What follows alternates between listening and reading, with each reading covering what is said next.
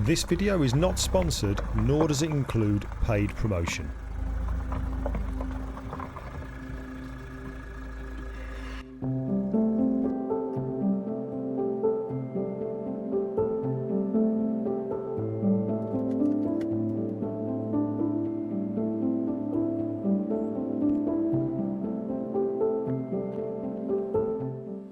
I think it's pretty obvious that video is where it's at these days.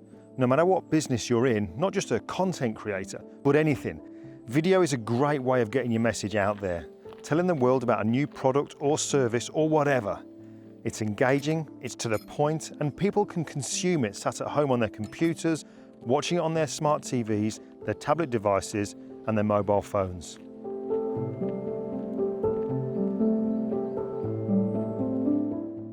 However, I remember a good while back now someone saying to me, "If better video you want, then better audio you must have." Now, I don't actually remember who it was that told me that, but thinking about it, have you ever watched a video where the video quality itself is absolutely spot on, but the audio was just awful, and that's made you kind of not want to watch it and you've tuned out? Or have you ever watched a video where the actual footage isn't great, but the audio is crystal clear, and that's made you watch the video, or at the very least, watch more of it? Mobile makes creating content so much more convenient. Our phones are no longer phones. They're a great camera, great video camera, and a computer that you can also make calls on, and they're getting better and better. Now, recently I did a photo shoot in Wales of a Harley Davidson and a rider, and even though I took along loads of video equipment, not one bit of it saw light of day. Everyone involved was busy doing other things to make the picture come together that video became an afterthought. But content was grabbed on mobile phones and it worked great, perfectly usable. On his YouTube channel, Peter McKinnon shared a video recently comparing high-end production value with high-end cameras and lighting and all that kind of stuff, compared to the run and gun setup of using a mobile phone, and how the raw content is getting great views and engagement. People are content hungry, whether you spend days putting it together, a few hours, or you do it live. The key is the audio. If it sounds good, people will generally watch it. Now, this isn't a paid or sponsored video. However, I have been sent a couple of microphones from Rode that can be used with your mobile phone. I want to show you the options and also hopefully get you to hear the difference they can make. Now, for you to really get the benefit and hear the difference, we need to be somewhere where there's a little bit of wind, and where we are at the moment, it's stiller than a still thing on a very still day. There's not one bit of movement in the trees. So we need to go somewhere just a little bit different. So this is a much better place.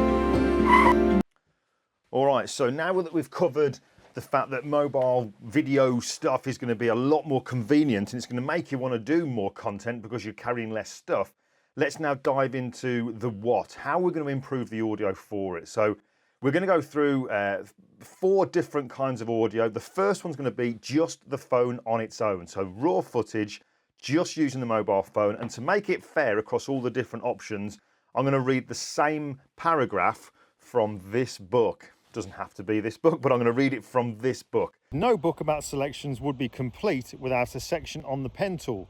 I remember when I first gave it a try and consequently got completely lost and made a right mess of things.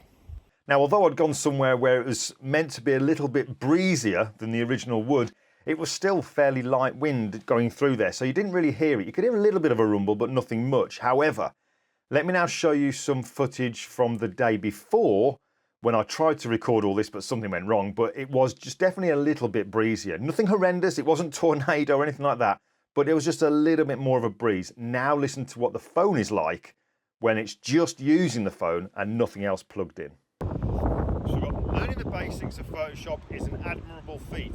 Unfortunately, that's exactly where most people end their Photoshop journey.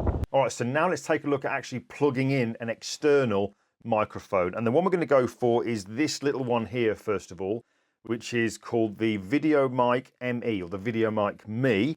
And that comes in this kit here, this vlogger kit. And there's tons of stuff in here. You get the video mic, you get a rubber clip, a windshield, smart grip, tripod, micro LED on-camera light, one clip-on diffuser, 8 coloured filters, and a USB cable. So we're going to just put this into the bottom of the camera. The only thing that I don't like about using this is that I have to take my case off. And I'm kind of paranoid about once I've taken this off, I'm bound to drop this thing. But, you know, needs must. So you take it off and it just goes into the bottom of the phone like that. And then you can put the windshield on the top. So this is what we're now going to use. I'm going to read out that same paragraph. So now you're going to hear, hopefully, a little bit of a difference. No book about selections would be complete without a section on the pen tool. I remember when I first gave it a try and consequently got completely lost and made a right mess of things. All right, so the next microphone I'm going to use, which I got sent through, is this one here. It's the Video Mic NTG. It's much more of an upgrade to that small Video Mic Me, but this is a broadcast quality, short shotgun microphone that's been optimized for use with on camera or actually on your phone. This is the kind of setup I'll be using the tripod from that vlogging kit. I've also got a extra little bracket here which has got 2 cold shoes on it, so I can put the microphone itself and that little LED light, which is just here. I could put that on onto the side there as well, so I've got both options. You can connect it into your phones using the normal 3.5mm jack cable there with an adapter. It's also got USB connectivity, so you can put it into a computer as well. But this is the setup that I'll be using when I'm at Heartland Quay reading out that chapter. The only difference being I'm going to take off that and I'm going to put on the windshield. So this is what it sounds like using the Video Mic NTG. No book about selections would be complete without a section on the pen tool. I remember when I first gave it a try and consequently got completely lost and made a right mess of things.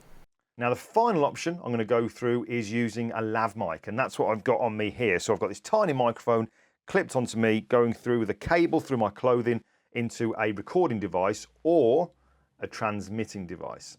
This last one, I'm not actually going to read the book out or anything because I've got the lav mic on and I'm kind of expecting this to sound probably the best out of all of them because it's really close to me and it's also got a windshield on it. But I just thought we'd just do this now so you can hear the difference. The only problem with having the lav mic is that there is a cable involved. There's a cable going from the little lav mic right at the top here through my clothing to a kind of transmitter unit in my pocket. And that's all well and good, but sometimes if you move around a lot, you can kind of get it caught. And especially if there's more than one of you doing some filming, you need to pass the lav mic from one to the other. That can get a little bit awkward. So let's just kind of take it for read that this is definitely going to sound good, but when it comes to doing mobile recording and convenience, it might not be the best solution for covering everything that you want to do. Certainly if you're on your own doing some stuff like this now to camera, no problems. But if you're moving around a lot, wanting to film other things, other people, you want something that's a bit more portable, like just the phone, the mic that goes into the very bottom, or the bigger NTG mic as well. But now that we've done the recordings, let's just put them kind of side by side now so that you can hear them one after the other.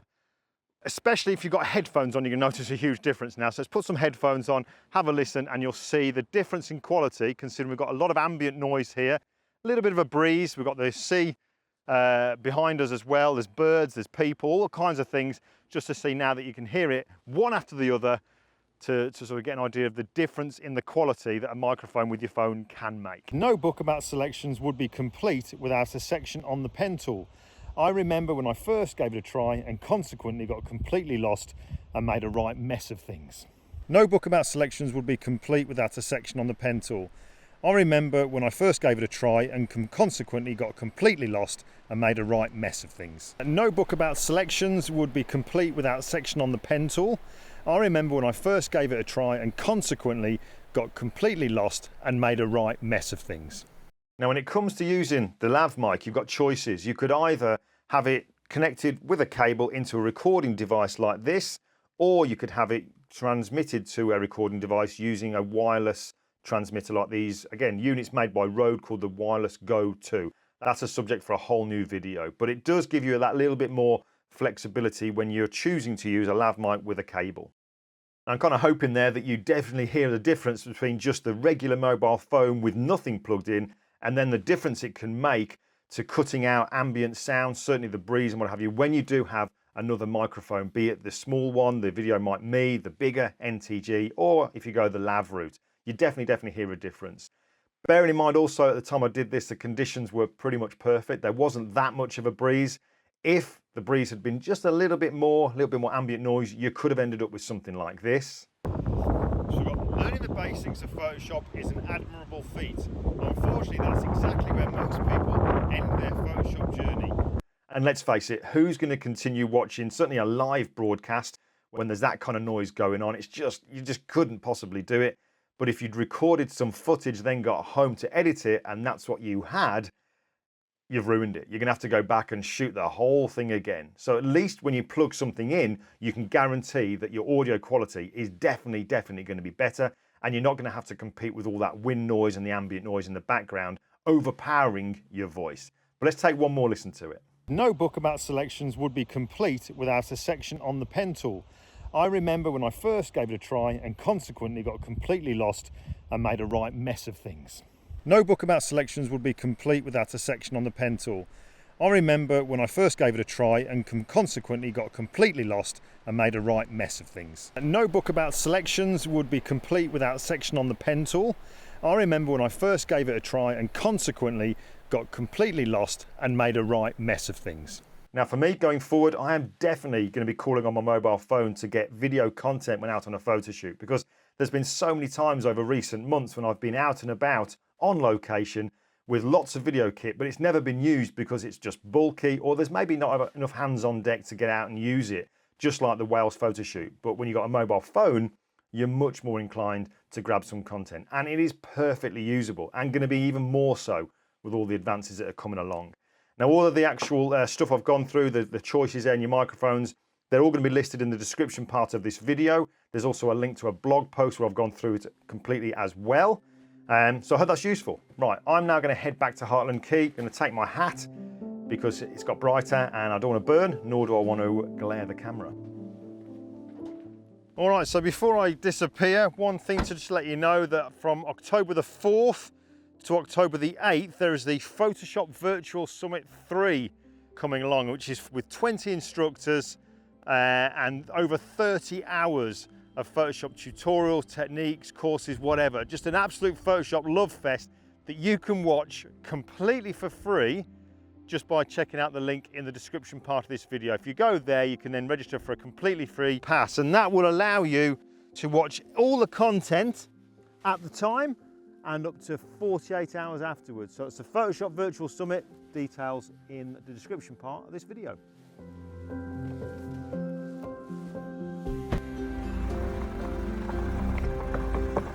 If that's a video you want, then that's an audio you must have.